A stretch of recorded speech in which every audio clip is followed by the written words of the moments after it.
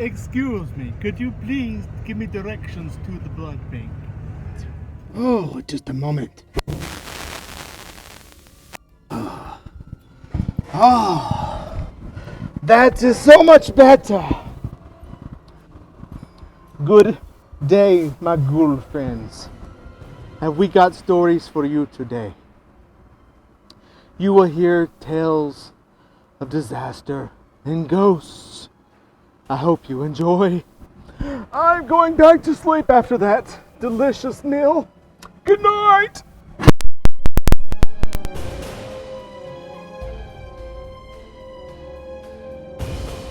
It was about this time of year, October the 22nd, 1935. I can almost guarantee you it was a Sunday because people would sit outside and meet with their neighbors and friends on a pleasant Sunday afternoon. And Miss Alton Jordan up at Guff, she was sitting on the edge of the well, talking to friends and neighbors, and she was pregnant. And she fell into the well over backwards. While she was in the well, the trauma of falling into the water, she had the baby underwater. It's listed in Ripley's Believe It or Not, I don't know if it is now, but it was back then, as an unbelievable story of a baby being born underwater and not drowning. Now, the reason that the baby didn't drown, the baby had never had to breathe air.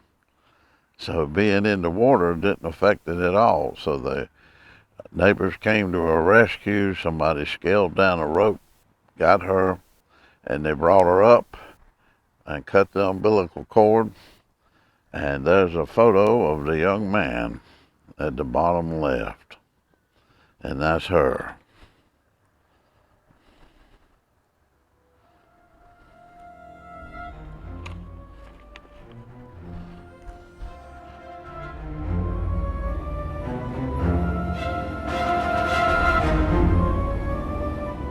This is May 27th, 1925.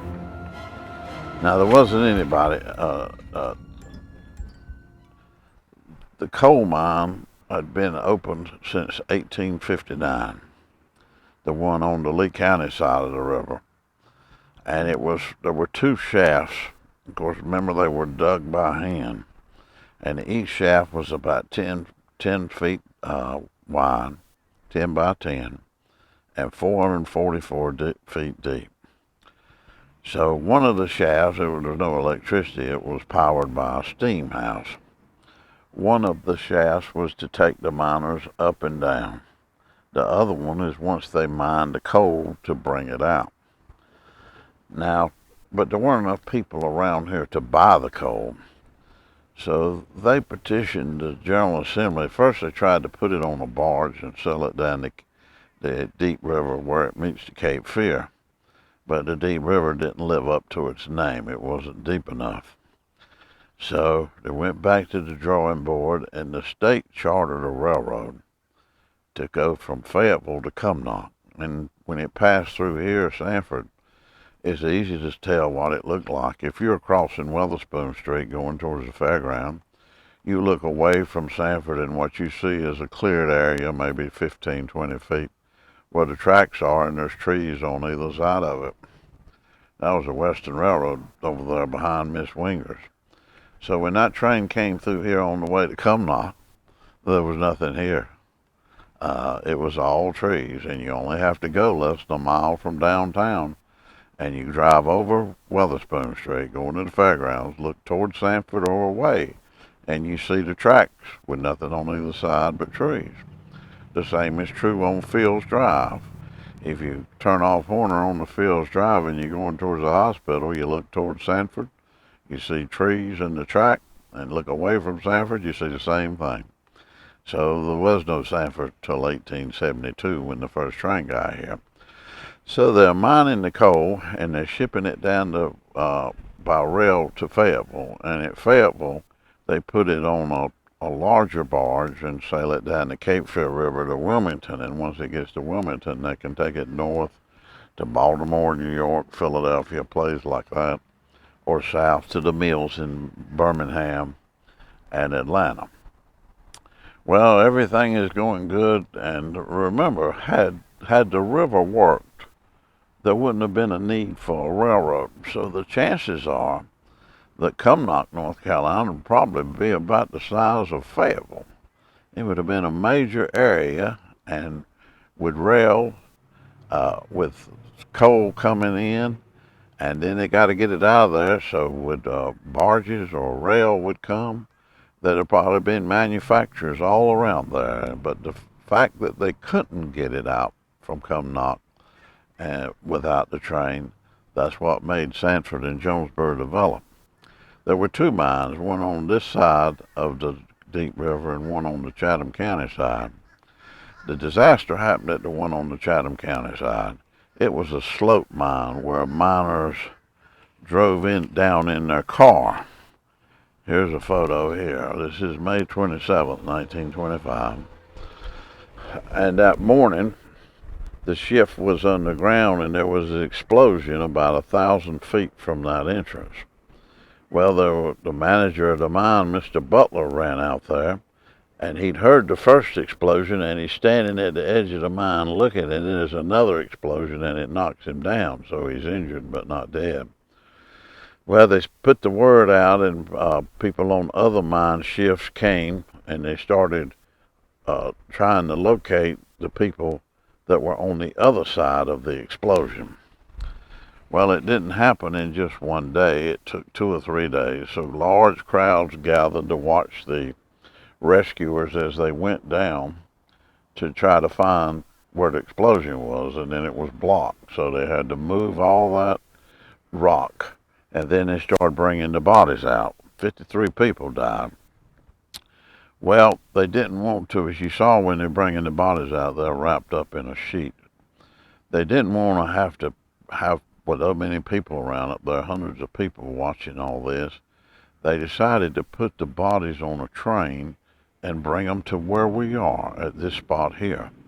The railroad house was not there. It was over on Hawkins Avenue. It wouldn't move here till 1962. So they put up a privacy tent, and miners on other shifts who knew the miners, plus Mr. Butler, one at a time they would take a body inside this tent where the public couldn't see. They would unwrap the sheet, and Butler would say, "I think that's George Rogers.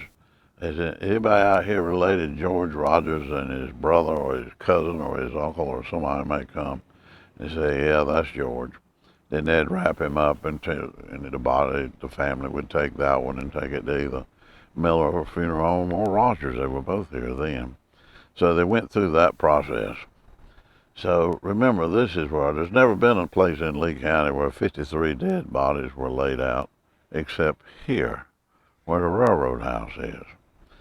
And sometimes, especially in May, the anniversary of that explosion, if you're up here, if you listen real close about dark, you'll hear clickety-clack, clickety-clack, clickety-clack. It's the train bringing those miners in here, and somebody coming into the tent to examine their body. Oh no, it's Leroy. And they hear them scream when they find out that their loved one, well, none of them survived. They were all killed. So right here is a unique place in Lee County in that there's never been a single other place where that many dead bodies were lined up at a time. And of course the mine reopened, but it would finally fizzle out, and then it'd be dormant right around World War II.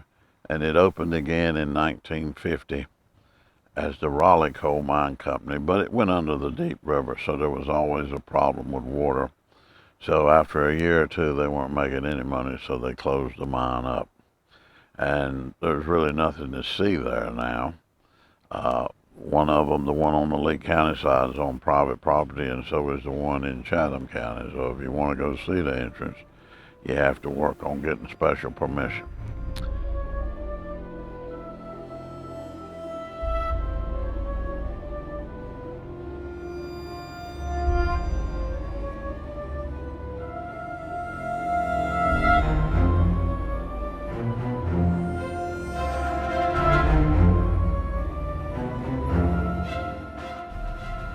In December of 1996, a body was found on engine number 12 in downtown Sanford. With all the bodies being brought here from the Egypt mine, and this body being found on the train, it is said that if you drive by on a foggy night, sometimes you will see spirits standing around, waiting for their ride to go home.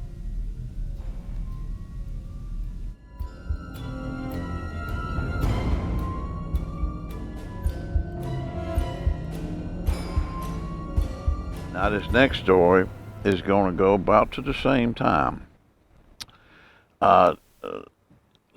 Sanford, of course, in the middle of the county, is served by US 1, 15, 501, 421, 87, and 42.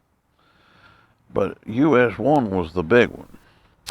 And US 1 came through Sanford in 1924. So Hawkins Avenue was Hawkins Avenue, but was also Highway number 1. And it turned right on Carthage Street. That's one of the reasons that the Warwick Hotel is where it is, and the Carolina Hotel is where it is. So once US 1 comes through, the portion of Carthage Street where the Temple Theater is, and even in the next block, was more or less residential section. Well, they wanted people on US 1 that could cater to the travelers, service stations, motels, restaurants, things like that. So the people that were living there quickly began to sell their homes, and it became service stations, it became restaurants, and it became boarding houses and hotels. Well, Mr. Wilkins and Mr. Ricks, they started building their hotel in 24, and it opened in August of 25, and it was a block off number 1. You could see that big sign. A lot of times when people from the north were passing through, of course on the way to Florida, especially in the winter, they would say, when you get to that town with a sharp turn, you take a really sharp turn where the water tank is.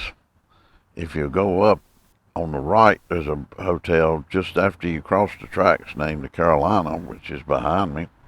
It opened in September 1927.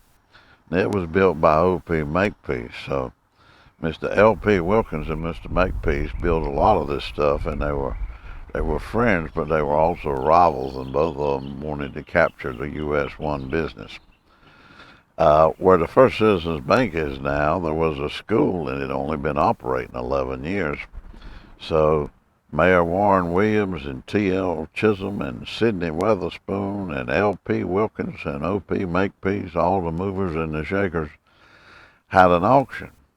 And they said, we're going to demolish this school even though we've only used it 11 years. We know a lot of you are upset about that.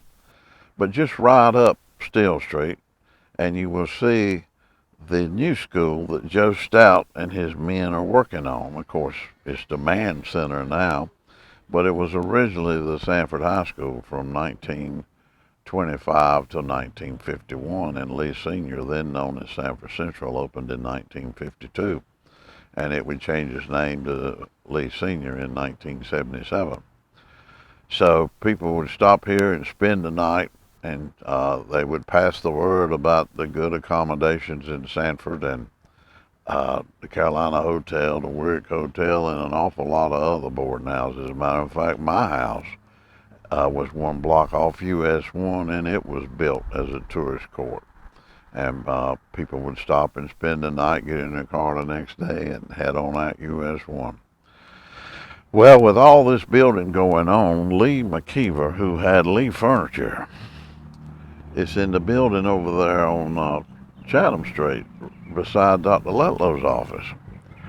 Now, he got so excited with all these new buildings, the Warwick Hotel, the Masonic Building, and of course they wanted to be on number 1 so Masons passing through could meet their required meetings, and had a sign out front, or one electric sign with the Masonic symbol. They had businesses on the bottom floor and on the middle floor, but their meetings were up on the top. So the Masonic Building was tall, Warwick Hotel was tall, Carolina Hotel was tall, And Mr. McKeever had been doing business on Chatham Street with Lee Furniture. Well, for some reason, I guess he got it in his head that if he built a big, tall furniture and had a lot of stock, whereas they may stop in Sanford to spend the night or eat lunch or supper or breakfast, whatever, that don't mean they're going to buy a sofa and strap it to the top of their car on the way back to New York or Pennsylvania, wherever they came from. But what possessed him to build that large building, now known as the Shops of Steel Street? It opened in September 1927. Well, September 27, 25, 26, 27 were really good years. And in 1928, it was just like our last recession, '07 and '08. If you read the 1928 papers, even though the stock market's not going to crash till October 29, you start seeing foreclosures in the newspaper on a regular basis. So he opened in September 27, and it turns out that he wasn't selling as much furniture as he thought he would. So here's the news article from when it opened. Now, they're having a board of directors meeting. Now remember, these folks didn't have TV. So being at a meeting at 8 or 9 o'clock on Monday night was no big deal.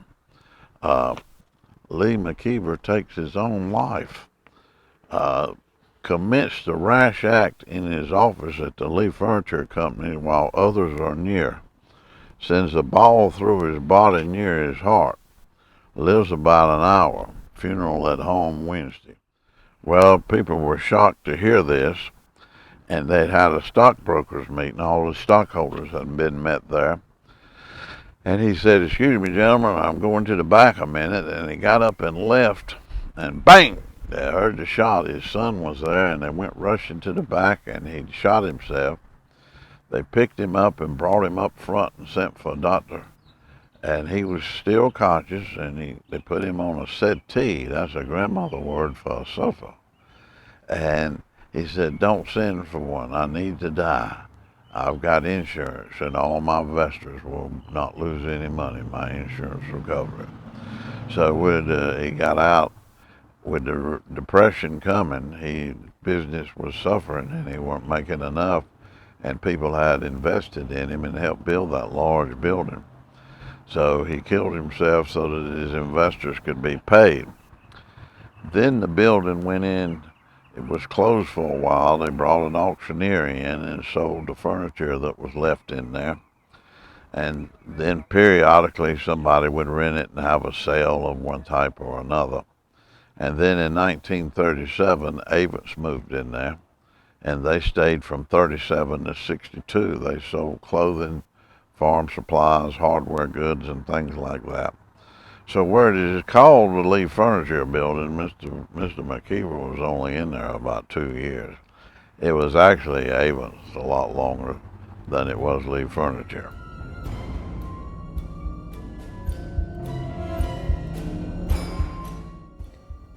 I used to be a paranormal investigator, and after hearing many haunted stories of this building, we obtained permission to do an investigation on the top floor.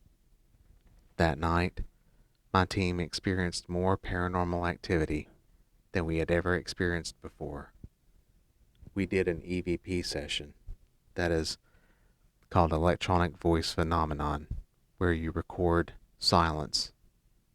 You ask a question, record silence, and hope for an answer. Here are some of the recordings that we heard that night.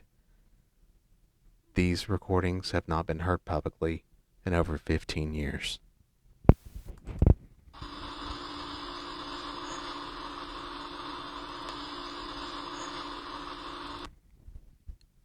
In that recording, you can hear a man say, "Hey." I'll play it again.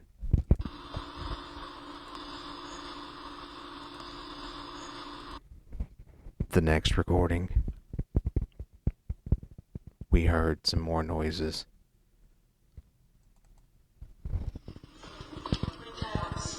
Was that you trying to make noises with us? You definitely got our attention now. Could you please do it again?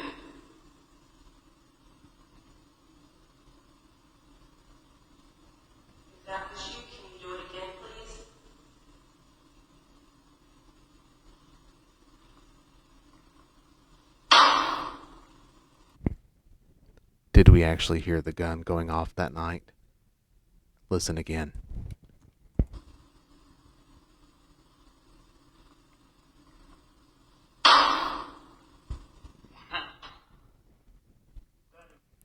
The night continued, and we kept asking questions and getting answers. But this last one, it was an ominous warning. Listen to see if you can hear what this said.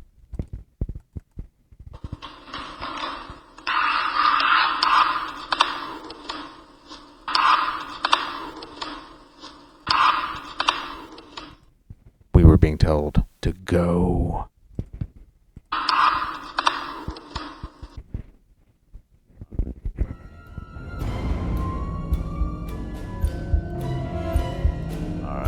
Payne Turner died by gas.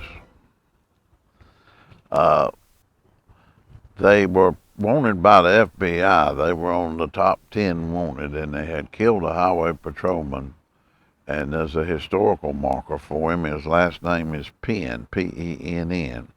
If you come in headed east on I-40 while you're passing around near the Biltmore House, you'll see a historical marker. One of those bridges. They named bridges for lawmen that got killed in action.